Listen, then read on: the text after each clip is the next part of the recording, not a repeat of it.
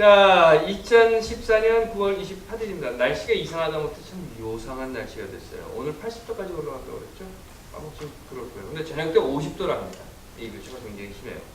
감기철입니다. 이미 스쿨버스는 감기철이 몰려왔어요. 그래서 아이들이 학교에서 옮겨가지고 다니잖아요.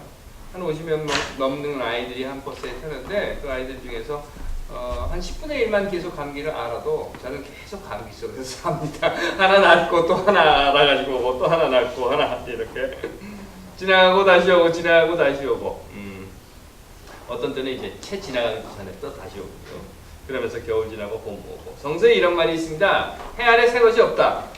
사실 그렇지 않겠어요? 사람이 이 땅 위에서 살기 시작한 것이 언제인지 우리 정확히 모르지만 한 3, 40만 년 전부터 인류라고 하는 것이 생겼다고 합니다. 농사를 짓기 시작한 것이 한 10,000년 전부터고요.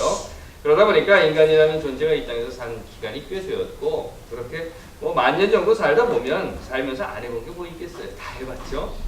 결국은 새 것이 없어요. 물론 뭐 과학의 발전 뭐 이런 것들은 있을 수 있겠지만 그렇다고 해서 다른 사고나 방법이나 뭐 이런 것들은 없다고 봅니다. 아무리 그렇다 하더라도 사람 사는 것 다 이미 해본 것이기 때문에 그리고 다 알고 있는 것이기 때문에 뭐 다 알겠지. 그리고 넘어갑니다.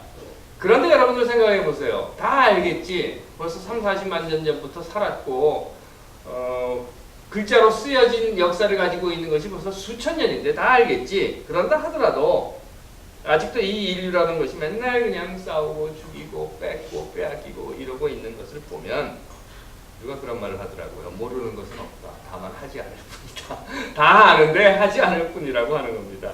대한민국이 민주공화국이라고 하는데 그거 누가 몰라요? 알고 있죠. 민주공화국이 어떤 정치 제도인지, 민주주의가 무엇인지, 주권이 국민에게 있다고 하는 것이 무엇인지, 모든 권력이 국민으로부터 나온다라고 하는 것이 무엇인지 모르나요? 알죠. 자유평등, 복지 이런 사회 모르나요? 알죠. 그 말해서 개발해야 하고 새롭게 사상을 만들어야 하고 정치 제도를 만들어야 하는 것이 있나요? 아니죠. 이미 우리 다 가지고 있어요. 자본주의든 공산주의든 무슨 민주주의든 민족주의든 독재든 또는 전제 군주국가든 어떤 것이 사람이 더 사람답게 살 수 있는 세상이고 제도인가 하는 거 다 알고 있다는 말이죠. 하지만 다만 하지 않을 뿐인 거죠. 그래서 성서는 이 이야기를 했던가 봅니다. 해 아래 새 것은 없다. 해 아래 있는 것들은 다 똑같다. 다만 행하지 않을 뿐이다. 기도할게요. 하나님 아는 것을 행하게 없소서. 아멘. 2014년 9월 28일입니다. 9월의 마지막 일요일이죠. 예수가 부활했다고 합니다. 그리고 복음서는요. 부활한 예수가 부활의 확증을 위해서 죽었다가 다시 살아났다고 하는 이 예수가 사람들과 함께 밥도 먹고 이야기도 하고 잠도 자고 뭐 같이 생활을 했다고 해요. 그리고 그렇게 부활 이후에 예수가 제자들과 함께 또는 사람들과 함께 밥도 먹고 잠도 자고 이야기도 하고 하면서 그들이 살아갈 방법이 무엇인가를 알려주었다고 합니다. 그런데 여러분들 한번 생각해 보십시오. 그들이 사는 방법을 몰라서 알려주었을까요? 물론 밥 먹고 산다고 하는 건 누구나 다 할 줄 아는 이야기입니다. 그런데 어떻게 살아야 하는가 하는 것을 예수가 보여주었다고 하는 거예요. 어떻게 살아야 하는가. 베드로라고 하는 사람이 있었다고 합니다. 원래 이름이 시몬이었죠. 그런데 예수가 그 이름을 바꿔줬어요. 그래서 베드로라고 하는 거 피터, 페트로스 뭐 이렇게 이야기하는데 돌이라는 이야기입니다. 성서에서는 좀 그럴듯한 말로 반서 이렇게 했지만 결국 돌덩어리라는 거예요. 그런데 이 사람이 원래 어부였어요. 어부. 그러니까 물고기 잡아서 먹고 사는 거는 꽤 잘하는 사람이었습니다. 그러니까 별 지장이 없었던 거예요. 더구나 당시에 막 배를 가지고 있었다고 해요. 그러니까 그 아주 낮은 계급의 어부는 아니었고 그래도 한 중산층 정도 되는 그런 어부였던 것이 아닌가 하고 판단을 합니다. 그런데 예수가 그에게 가르쳐줬어요. 사는 법을. 그렇다고 물고기 잡는 법을 가르쳐주진 않았을 거란 말이죠. 물고기는 베드로가 훨씬 더 잘 잡으니까. 그렇다고 하면 무엇을 가르쳐 주었을까? 성서는요. 예수가 베드로에게 가르쳐준 것이 뭔가 하면 하나님을 믿는 사람이 사는 법을 가르쳐 주었다는 겁니다. 그럼 여러분들 한번 생각해 보십시오. 하나님을 믿는 사람이 사는 방법은 무엇이 다른가? 어떤 게 생각이 나십니까? 맞아요. 밥 먹을 때 기도합니다. 꼭 밥 먹을 때 기도를 하는 사람은 하나님을 믿는 사람이야. 저요? 저도 하나님의 존재를 믿기는 하는데 밥 먹을 때 매번 기도하지는 않거든요.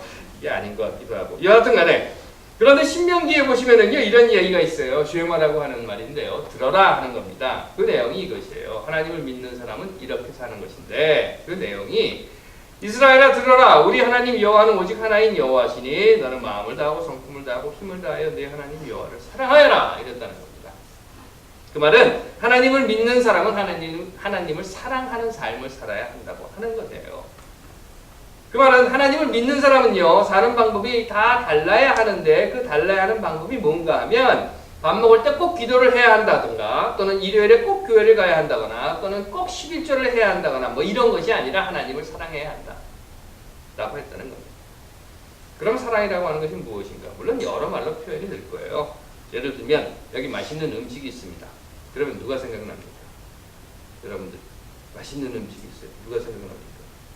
물론 내가 먼저 먹어야죠. 일단 내가 먹고 배부르고 나면 그 다음에 누가 생각이 나요? 누가 생각나는 사람이 있죠. 나 먹고 난 다음에 이거 맛있는데 누가 같이 먹으면 좋겠다. 그런 생각 안 드십니까? 안 드셔도 난다고 그러세요. 또 어디 갔는데 아주 맛있는 곳이 있어요. 아름다운 경치가 보이는 그런 곳이 있습니다. 그러면 무슨 생각이 납니까? 그 사람하고 같이 여기에 오면 좋겠다. 이런 생각 드시죠? 만난 것 같이 먹고 싶고 좋은 것 있으면 같이 나누고 싶고 아름다운 곳 있으면 같이 보고 싶은 것. 아니 보고 싶다고 느끼는 그 마음. 그것이 사랑의 한 방법입니다. 아니 어쩌면 이것이 사랑의 시작일지도 몰라요. 누구를 생각한다고 하는 것. 그래서 예수가 제자들에게 가르쳐준 사랑의 방법은 바로 이런 것이었어요. 누구를 생각해라 하는 거예요. 누구를 생각해라. 사랑하라는 것. 서로를 위해 생각해 주라고 하는 것. 다시 말해서요. 내가 이렇게 아프면 그 사람도 아플 거야. 내가 이걸 먹어서 맛있으면 그 사람도 이걸 먹으면 맛있을 거야. 내가 이런 소리를 들어서 속이 상하고 불쾌하면 그 사람도 이런 소리를 들으면 속이 상하고 불쾌할 거야. 내가 아픈 만큼 그도 아프고 내가 괴로운 만큼 그도 괴롭고 내가 기쁜 만큼 그도 기쁘다라고 하는 것을 인정하는 것. 복잡하게 생각하지 말고 쉽게 이야기해서 사랑이라는 것은 이런 겁니다. 즉 내가 사랑하는 그 대상과 모든 것을 함께 나누고. 그러면 하나님을 사랑한다고 하는 건 어떤 겁니까? 하나님과 함께 내 모든 것을 나눈다고 하는 것. 앞에서 말씀드린 것을 그대로 적용해보면 이런 거예요. 만난 것도 좋은 것도 귀한 것도 하나님과 함께 다 나누어 갖는다라고 하는 것. 말은 쉽죠. 그런데 문제가 있어요. 무슨 문제가 있죠? 하나님이 뭘 먹어야 말이죠. 하나님이 뭘 입어야 말이죠. 하나님이 나하고 어디 손 붙잡고 저기 그 단풍놀이를 가져야 말이죠. 그래서는 어떤 목사들은 이런 이야기도 합니다. 하나님이 직접 먹는 것도 아니고 하나님이 직접 받는 것도 아니지만 하나님에게는 대리자인 목사가 있다. 그러니 좋은 것이 있거든 만난 것이 있고 귀한 것이 있거든 목사와 나눠야 한다라는 이야기를 하기도 합니다. 그런데 그건 다 쓸데없는 소리인 줄 이미 알고 계시는 줄로 믿고 여하튼 간에 하나님을 사랑한다고 하는 것은요. 이제는 하나님과 무엇을 나눠서 하나님 이거 한번 드셔보실래요? 하나님 이거 한번 입어보실래요? 하나님 저와 같이 가서 이거 구경 한번 해보실래요? 이러는 것이 아니라 한 걸음 더 나가서 이제는 하나님의 입장에서 생각을 한다는 거예요. 하나님이라면 어떻게 했을까? 이런 거죠. 하나님이라면 그러니 결국 예수가 베드로에게 하나님을 믿는 사람이 사는 법을 가르쳐 주었다라고 하는 것은 다름이 아니라 하나님의 입장에서 세상을 바라보는 거예요. 하나님의 입장에서 인간을 보고 하나님의 입장에서 이 땅을 보고 하나님의 입장에서 이 역사를 보는 그 눈이 열리게 해주었다는 거예요. 만난 것이 있습니다. 하나님이 만난 것을 가지고 어떻게 했을까?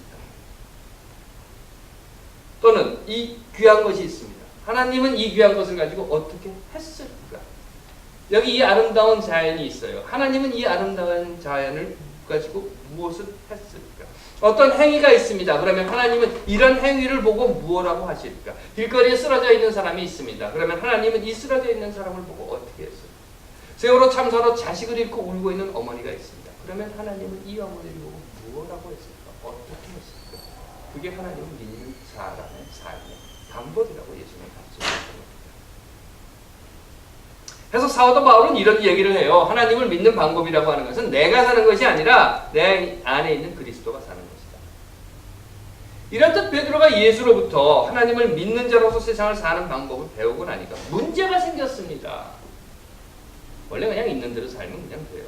그런데 꼭 뭐 새로운 걸 배워가지고 하다 보면 문제가 돼요. 무슨 문제가 생겼는가 하면 베드로가 이전에 살았던 것을 이제 하나님의 시각으로, 하나님의 마음으로, 하나님의 사랑으로 세상을 보다 보니까 내가 예전에 살았던 것이 이게 잘못됐다라고 하는 것이 느껴지게 되는 거예요.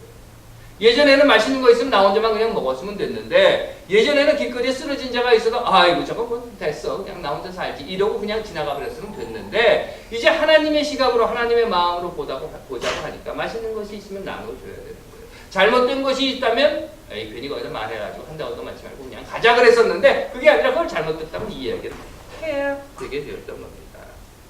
그러다 보니까 예전에 내가 죽자고 붙잡았던 것들이 별로 소용없는 것들이 되어버리고, 예전에는 나 이런 거 하면 안 돼 라고 생각했던 것이 오히려 지금 내가 사는 삶의 방법이 되었다는 겁니다. 그래서 베드로는 외치고 다닙니다.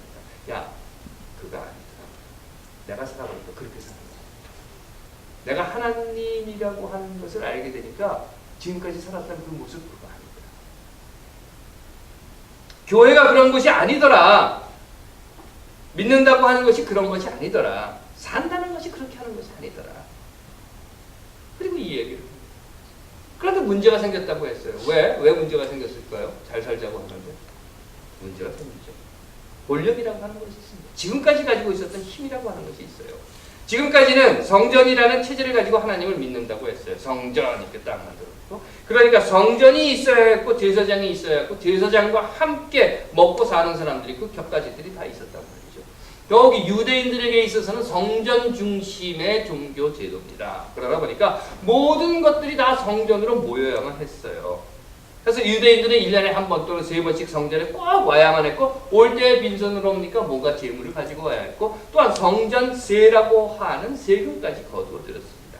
그럴 때마다 이 엄청난 경제적인 이득이 권력의 핵심인 제사장과 율법주의자들에게 몰렸던 겁니다.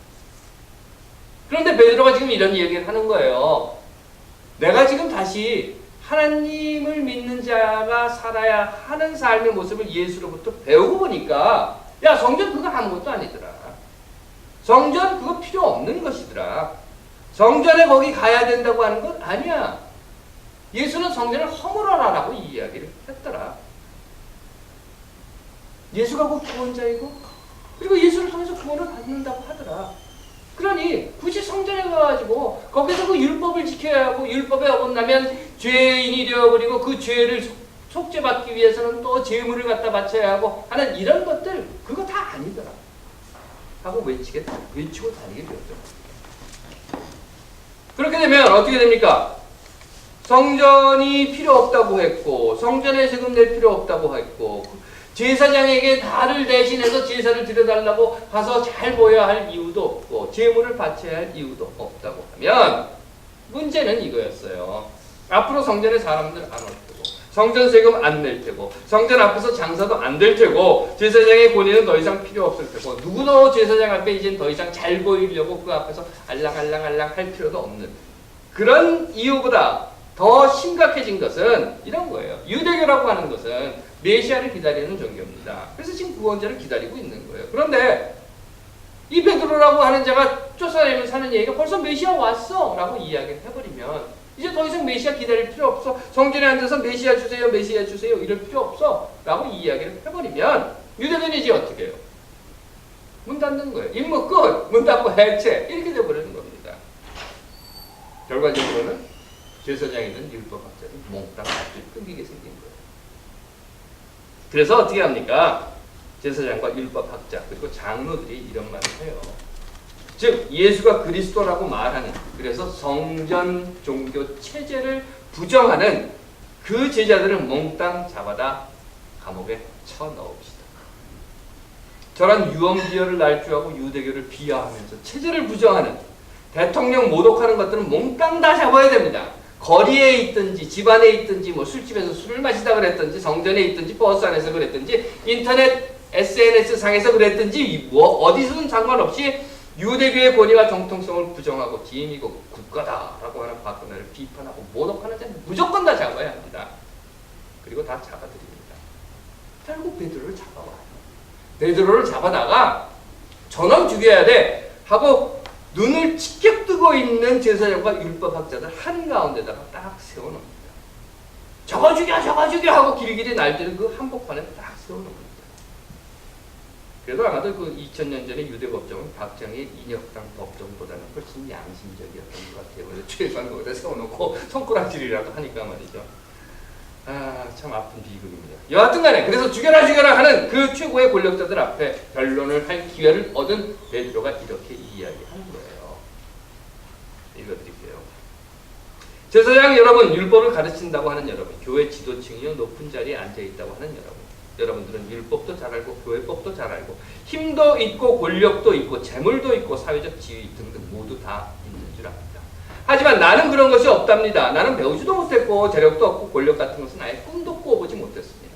그저 물고기나 잡아먹고 살던 그런 한낱 어부입니다. 하지만 한 가지 분명한 것을 내가 아는 것이 있는데 그것은 하나님을 믿는다고 하는 자들에게 있어서 분명한 것은 누가 이렇게 해라 누가 저렇게 해라 해서 하는 것이 아니라 그래서 이 사람의 말을 듣고 저 사람의 말을 듣고 또는 세상의 체제와 권력과 지위에 따라 그것을 그냥 쫓아가는 것이 아니라 하나님의 말을 듣고 하나님의 말에 따라 다시 말해서 하나님이라면 어떻게 했을까라고 하는 생각을 가지고 사는 것이 곧 하나님을 믿는 사람들이 사는 방법이라고 나는 예수에게서 배웠습니다.